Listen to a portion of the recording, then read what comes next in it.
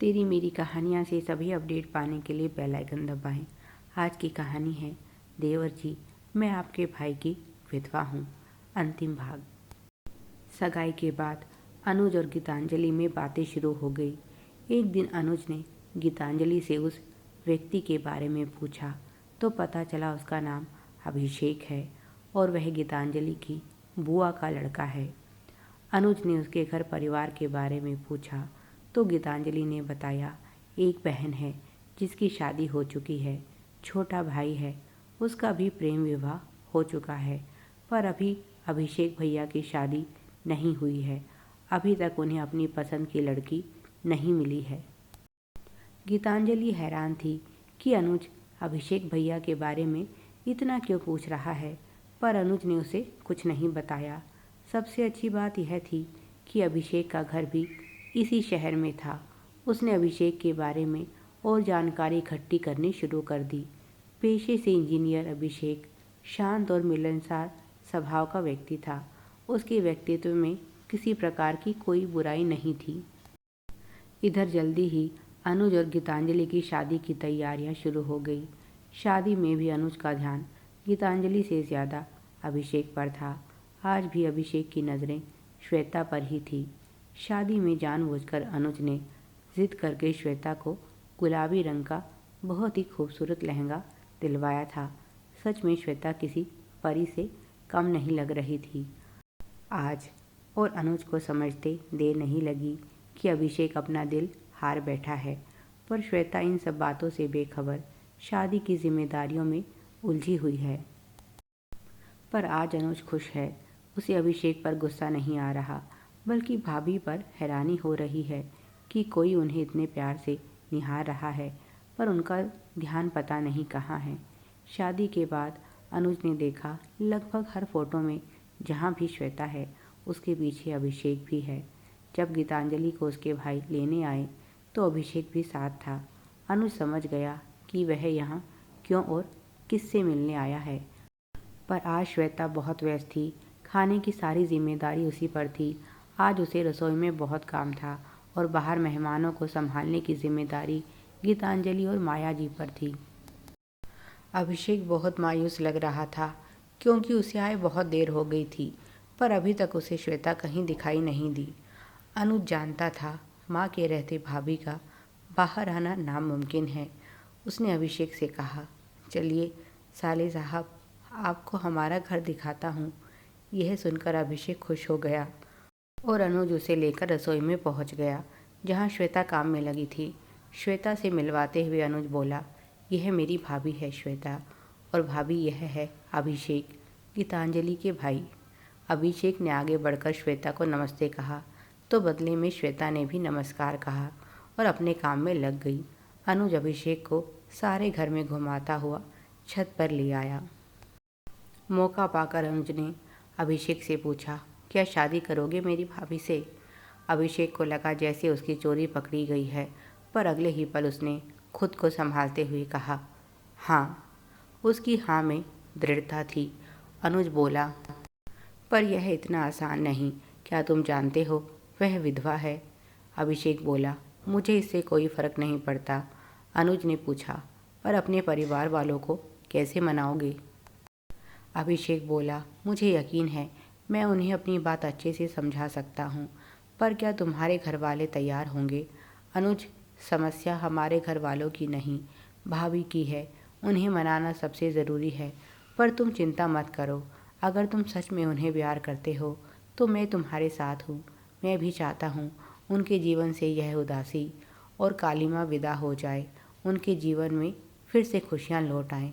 अभिषेक ने आगे बढ़कर अनुज का हाथ पकड़ लिया और बोला, तुम्हारा यह एहसान मैं कभी नहीं भूलूंगा और वादा करता हूँ मेरे होते हुए उसकी आंखों में कभी आंसू नहीं आएंगे।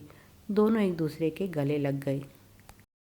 अनुज ने इस कार्य में गीतांजलि का भी सहयोग मांगा। जब उसे सारी बात पता चली तो वह भी खुशी खुशी मदद के लिए तैयार हो गई। कुछ दिनों बाद गीतांजलि और अनुज ने मूवी देखने का प्रोग्राम बनाया और श्वेता को भी अपने साथ चलने के लिए कहा। माया जी बोली, तुम दोनों की नई नई शादी हुई है, तुम्हारा घूमना फिरना ठीक है। इसे अपने साथ कहाँ ले जा रहे हो? पर अनुज बोला, माँ भाभी अगर हमारे साथ चली जाएगी तो कौन सा आफत आ जाएगी, उन्हें भी खुश रहना चाहिए, और जब हमें कोई आपत्ति नहीं तो आपको क्या परेशानी है? माया जी ने गीतांजलि से कहा, देख नहीं बहू, तेरा पति कैसी बहकी बहकी बातें कर रहा है। पर गीतांजलि ने अनुज का साथ देते हुए कहा, माँ इनकी बात बिल्कुल सही है। भाभी सारा दिन घर में ही तो रहती हैं, अगर थोड़ी देर बाहर चलेंगी तो इनका भी मन बहल जाएगा। श्वेता ने बहुत मना किया, पर आखिरकार गीतांजलि उसे तैयार करके साथ ले गई। माया जी उन दोनों का प्यार देखकर हैरान थी। इधर अभिषेक भी मूवी देखने आया था। अनुज ने जानबूझकर अभिषेक और श्वेता को थोड़ी दूरी पर बिठाया, जिससे वे दोनों बातें कर सकें। पहली मुलाकात में श्वेता और अभिषेक के बीच कोई बात नहीं हुई। दोनों ने चुपचाप फिल्म देखी और उसके बाद चारों ने साथ में डिनर किया। अनुज जानता है अपनी भाभी को, वह आसानी से किसी अजनबी पर भरोसा नहीं करेगी। अब लगभग हर हफ्ते ही चारों बाहर जाने लगे। श्वेता ने अनुज से अपने मन की बात कही, देवर जी, मैं एक विधवा हूँ और इस तरह से मेरा बाहर घूमना फिरना अच्छा नहीं लगता, और फिर किसी ने मुझे अभिषेक के साथ देख लिया तो घर में हंगामा हो जाएगा। अनुज बोला, भाभी अगर अपना मन साफ हो तो दुनिया की परवाह नहीं करनी चाहिए, और अभिषेक कोई गैर नहीं, मुझे उस पर पूरा विश्वास है। मुझे लगता है अभिषेक एक बहुत अच्छा मित्र है जिस पर आप भरोसा कर सकती हैं। शादी के बाद शायद मैं आपको उतना समय नहीं दे पा रहा जितना पहले देता था। मैं नहीं चाहता ऐसे में आप अकेली रह जाएं। अभिषेक बहुत ही सुलझा हुआ इंसान है। जितना भरोसा आप मुझ पर करती हैं उतना ही मुझे अभिषेक पर है, और फिर वह गीतांजलि का भाई भी है।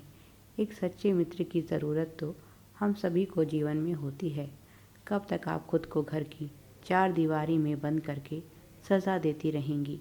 भैया जा चुके हैं और अब आपको भी जीवन में आगे बढ़ना होगा, और यह सही समय है शुरुआत करने का। पहले तो श्वेता को यह सब बहुत अजीब लगा, पर धीरे धीरे उसमें और अभिषेक में बातें होने लगी, और अब जब भी कहीं घूमना होता चारों साथ घूमने जाने लगे। श्वेता को भी अभिषेक का साथ अच्छा लगने लगा, क्योंकि नरेश उसे यह खुशियाँ नहीं दे पाया था।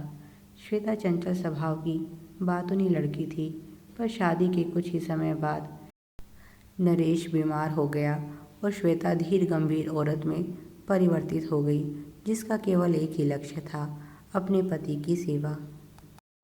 एक दिन यह खबर माया जी तक भी पहुंच गई कि उनकी बहू श्वेता किसी अनजान आदमी के साथ थी।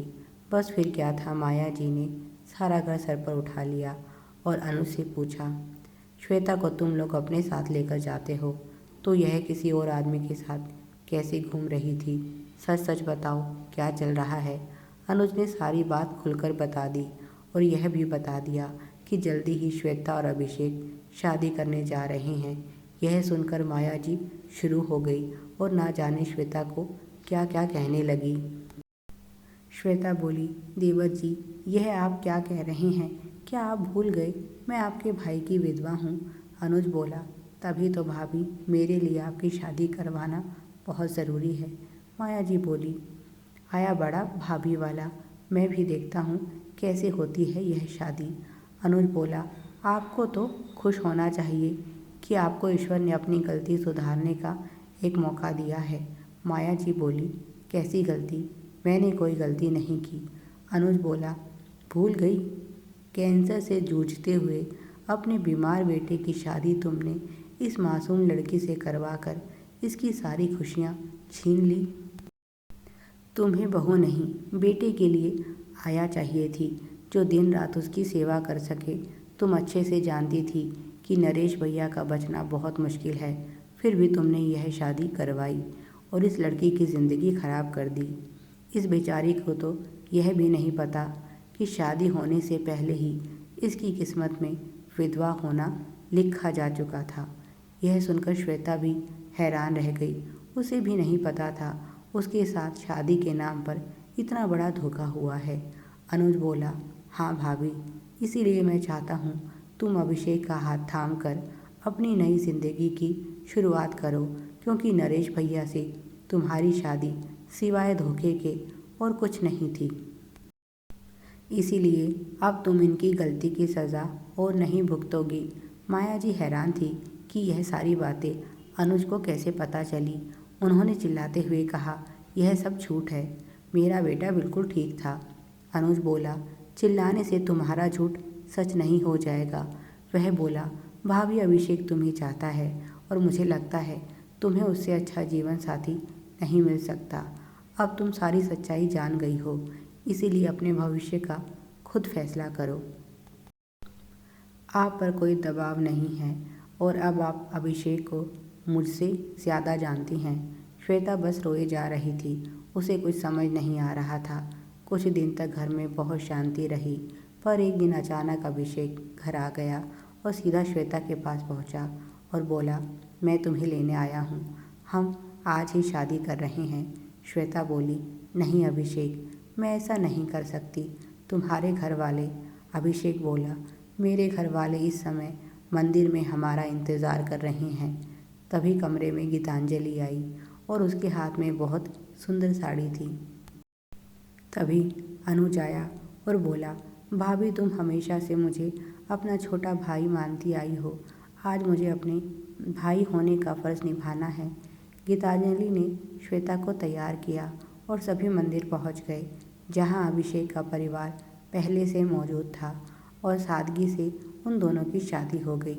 सबसे ज़्यादा खुश अनुज था। वह जानता है उसके माता पिता उससे बहुत नाराज़ हैं, पर उसे खुशी है उसने उनकी गलती को सुधार दिया और भाभी के प्रति अपने फ़र्ज़ को निभाने में कामयाब रहा।